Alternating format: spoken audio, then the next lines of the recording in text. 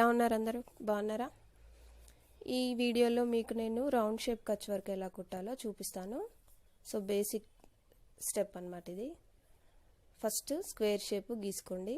ఆ తర్వాత ఒక కార్నర్ దగ్గర నీడిల్ అనేది పైకి తీసి ఇంకో కార్నర్లో కొంచెం క్లాత్ పట్టుకొని మళ్ళీ నీడిల్ పైకి తీయండి. సో ఇలాగా 4 సైడ్స్ కుట్టండి.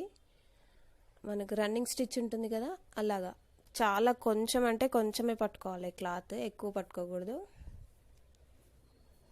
మీరు ఎంత ఎక్కువ పట్టుకుంటే ఆ రౌండ్స్ కార్నర్స్ అనేవి అంత ఎక్కువగా కనిపిస్తాయి అన్నమాట, రౌండ్స్ అనేవి.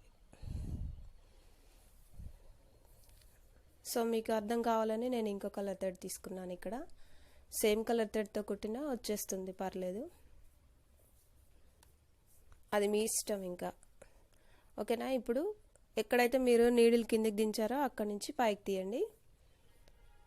సో చూడండి వీడియోలో. తీసాక పక్కనే ఉన్న ఎల్లో కలర్ దారం కింద నుంచి నీడిల్ తీయండి ఫస్ట్.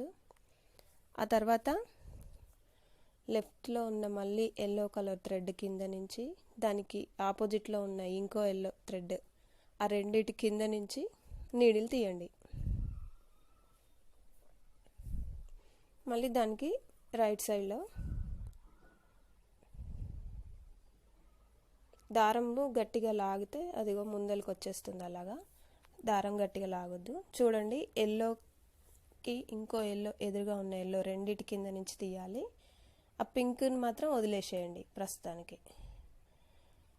మళ్ళీ ఇప్పుడు కూడా 2 ఎల్లోల కింద నుంచి తీయండి. అంటే మనం బాక్స్ గీసుకున్నాం కదా, బాక్స్ కుట్టుకున్నాం కదా, ఆ థ్రెడ్స్. సో ఇక్కడ ఫస్ట్ ఎల్లో కింద నుంచి తీయండి.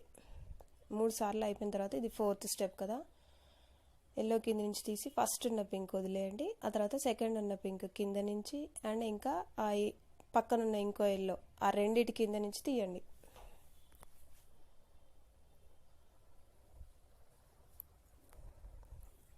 ఎల్లో కింద నుంచి కూడా తీయాలన్నమాట. ఇప్పుడు నీడిల్ కిందికి దింపడమే. సో ఫ్రెండ్స్, వీడియో నచ్చిందా? ఈ వీడియో నచ్చితే లైక్ చేయండి, షేర్ చేయండి, నా ఛానల్ని